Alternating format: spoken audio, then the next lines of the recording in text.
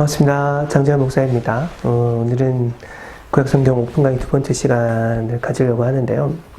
오늘은 기본적으로 구약성경을 보는 눈에 관해서 기본적인 방법에 관해서 여러분들과 함께 나눠보고자 합니다.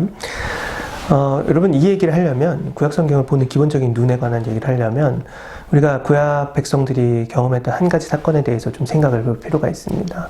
그게 뭐냐, 이스라엘 백성들의 가장 충격적인 사건에 관한 것인데, 그건 여러분 바로 이스라엘 백성들이 바벨론의 포로로 잡혀간 경험입니다. 여러분 이스라엘 백성들이 바벨론의 포로로 잡혀갔을 때 어떤 생각이 들었겠습니까? 여러분 아마 그들의 세계관이 붕괴되는 경험을 그들이 마주했었을 것입니다. 여러분 이스라엘 백성들은 금과 흑조처럼 붙들고 있는 두 가지 체계가 있었습니다. 이 두 가지만 있으면 우리는 절대 망하지 않아 라고 생각하는 두 가지인데, 첫 번째는 그들에게 주신 성전입니다. 성전에서 매일같이 제사를 드리고, 성전에선 하나님이 만나주시는 것이잖아요. 이스라엘 백성들 지켜주신 하나님이 우리가 드리는 매일의 제사 가운데 우리가 만나주시기만 한다면 우리 이스라엘은 안전할 수 있다라고 이들이 생각을 했었습니다. 이게 한 가지고, 두 번째는 뭐냐면 사무엘상 7장에서 하나님께서 다윗에게 해주는 언약입니다. 이걸 우린 다윗 언약이라고 하는데, 하나님께서 다윗에게 무슨 약속을 해주시죠? 거기 보면 이렇게 되어 있습니다. 너의 왕위가 결단코 끊기지 않을 거야. 내가 너를 너 후손으로 나오는 그 사람들을 다 왕으로 잘 지켜줘서 너의 왕위가 이 나라 역사에서 결단코 끊기지 않을 거야.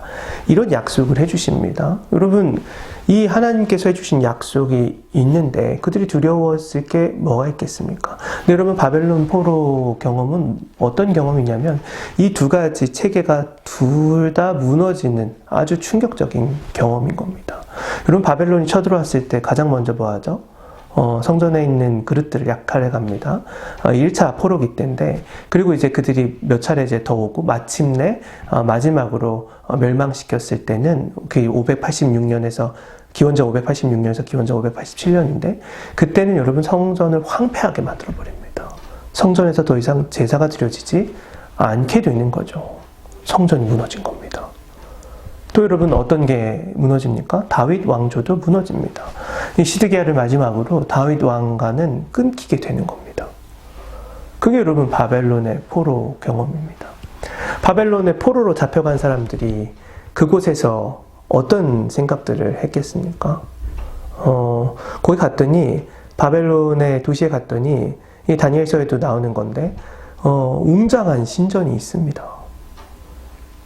이스라엘에서 봤던 하나님을 모셨던 그 성전보다 훨씬 더 웅장한 신전이 있는 겁니다. 그들이 여러분 느꼈던 게 뭐였겠습니까? 아마 이런 생각을 하지 않았을까요? 우리가 믿는 하나님이 바벨론이 믿는 하나님 신보다 열등하구나. 혹은 우리가 이렇게 멸망한 걸 보니 하나님은 살아계시지 않는 게 아닐까? 이런 여러분 신앙적 질문들을 했을 겁니다.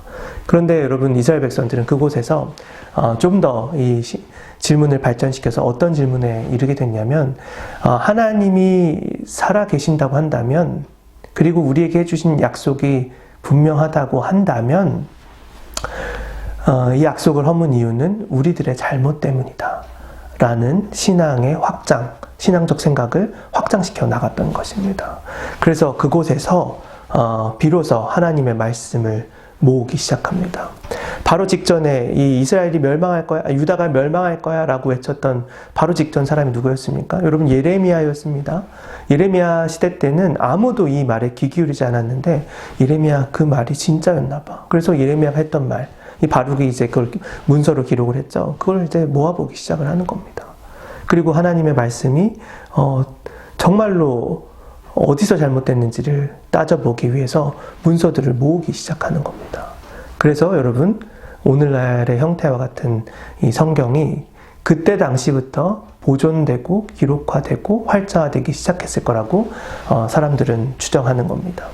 그렇게 보면은 여러분 성경은 구약성경은 기본적으로 바벨론 시대 때부터 회고된 역사로, 창세기까지 회고된 역사로 우리가 살펴볼 줄 알아야 되는 겁니다.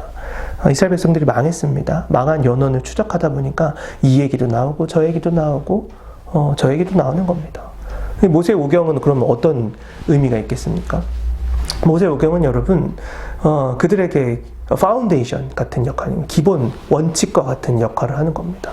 원래 하나님이 우리에게 바랬던 건 이런 거야. 그 다음에 나오는 그럼 역사서는 어떤 의미가 있겠습니까?